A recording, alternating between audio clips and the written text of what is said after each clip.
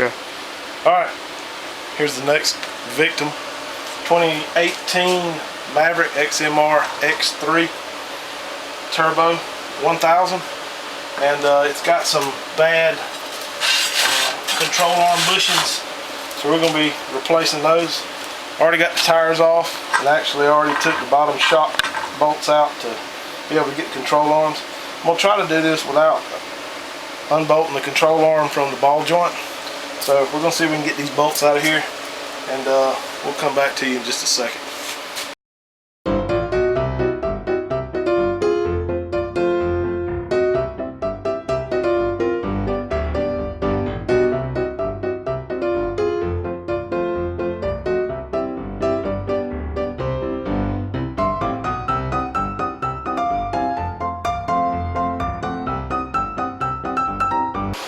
Alright, back again.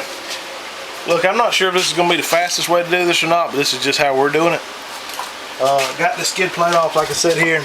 I did go and unbolt the bottom of the radiator here. Bolt here is 10mm, on the other side, same thing. And also come up here on the top, and there was some more Torx head bolts here, and 10mm bolts here.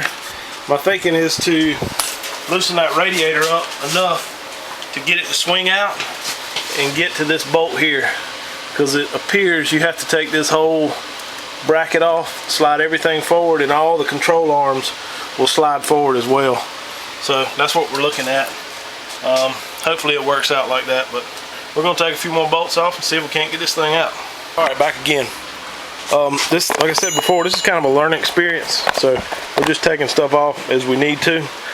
Found out that if you remove the bolt from here and there's another bolt under here, it loosens up all this plastic. Also took this bolt out, makes it real a whole lot of movement in there, so you can move that radiator back enough to get the bolt out here. And I was correct in saying that this all comes off as one piece, and it looks like the control arms will slide forward.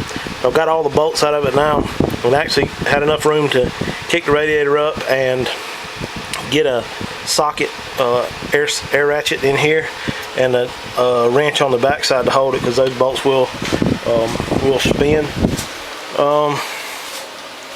That's pretty much it. I got it floppy enough. I did unbolt the winch cables, because I'm going to pull this whole front end piece off. Actually, I might could do it. I'm not sure if this winch cable is going to slide over here, but I guess it don't really matter because it's all in there together, just like that.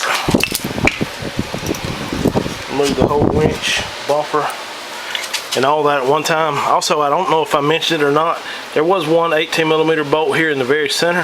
Had to remove it. It holds this piece on, so had to do that. And then, like I said, what I think happens now is you can just slide these off. Yes, there's a good bit of movement in there. So I'm going to slide them out, kick them out here, and just pop those control arm bushings out, grease up these new ones, and stick them in. Also think I skipped one other step while ago.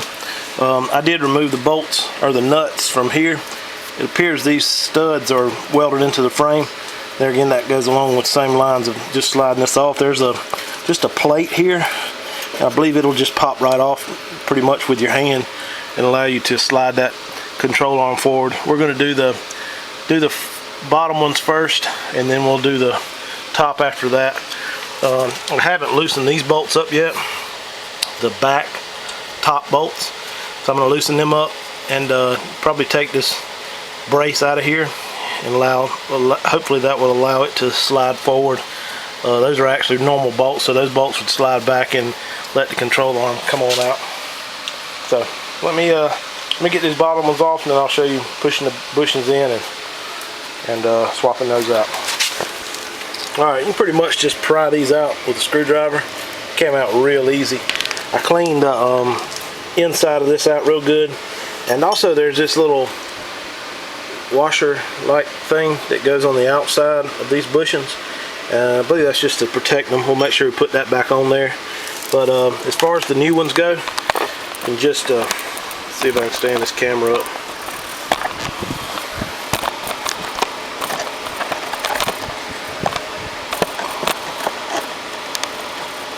Just put a little bit of grease. Just have some wheel bearing grease here. Grease up the bushings.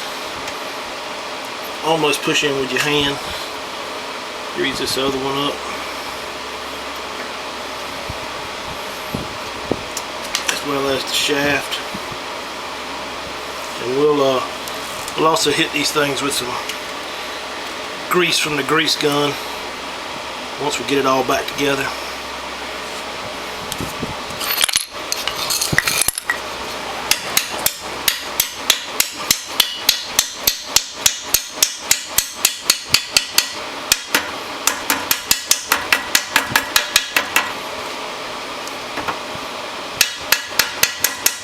Alright, that's all the way in.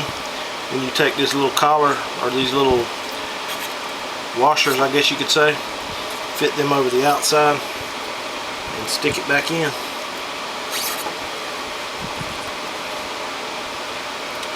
And I'm gonna do the other side, or the back side as well. All right, I got it back in there. It's a little tough to get it in there, get the bushings in, and those little washer things. You can see that one there is kind of kicked out a little bit. Just kind of have to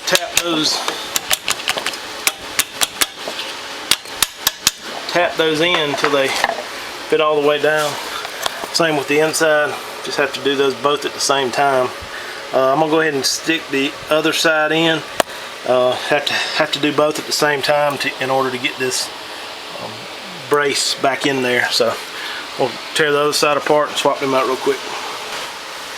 Alright, so I got the bottom in, got the top unbolted. So the nut off of that one, the nut off of this back one here. The other side, driver's side, you can actually get an air ratchet in there and back those off. This side here, the rack and pinion's in the way, and you about have to do it with a ratchet wrench. This whole job would be pretty tough with just regular hand tools. The air ratchet's almost a necessity, because there's these bolts, you can't hardly get to them with a regular wrench, and if you did, it would take you forever to get these backed off.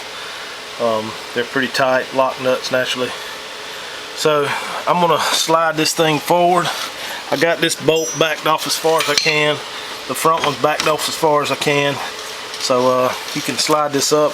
The only thing that's gonna make this one's a little more difficult, I don't know why in the world Can Am did this, but they've got these brake line holders. They're actually riveted in. I don't know what sense that makes. So you can't unbolt the brake line unless you drill those rivets out. So that's going to really limit the mobility of this upper control arm.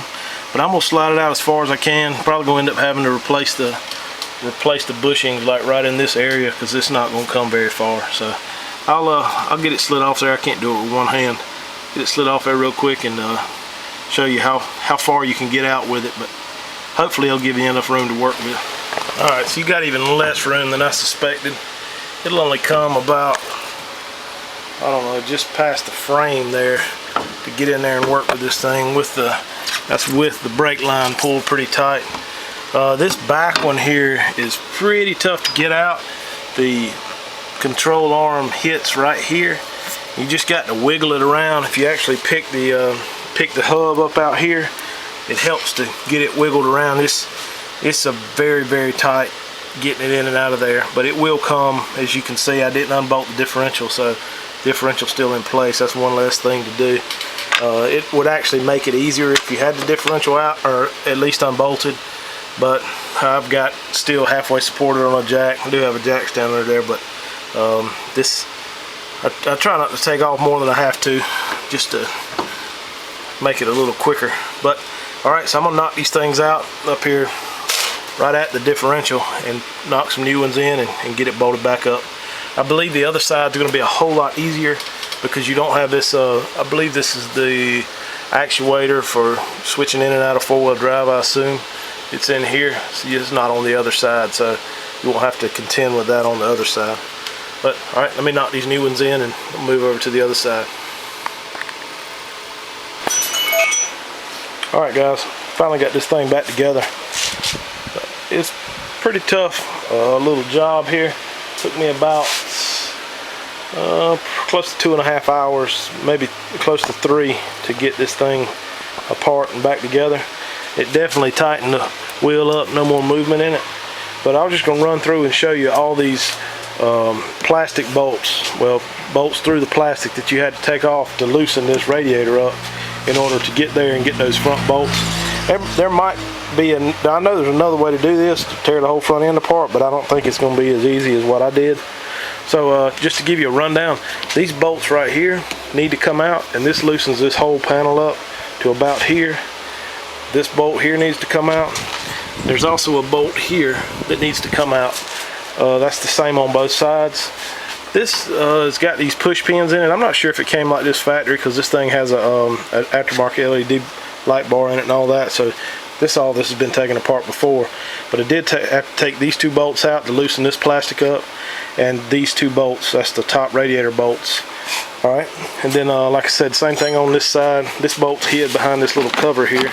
So get that bolt out of there, the gas cap, and then same thing, bolt under here, bolt here, and then these bottom bolts here for the radiator, and that'll let that come up, and you can get this whole panel out here. I'm going to shoot some grease in these grease fittings before I put everything back together.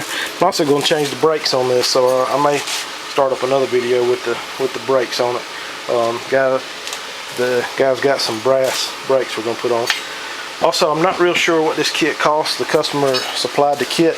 All I'm doing is labor, but like I say, it took me about 2.5 hours, somewhere between 2.5 and 3 hours to do this. So it takes a little bit of time. The top was a little more aggravating because you couldn't get this brake liner loose. Well, you could, but you'd have to drill those out, and I just wasn't going to drill and tap, so we left it like it was. I had to work with it the way it was. Alright, if you like my videos, subscribe, tap that like button. Let me know if there's anything else you'd like to see me work on. I might have something lined up coming up in the near future that I could show you. Alright, take care.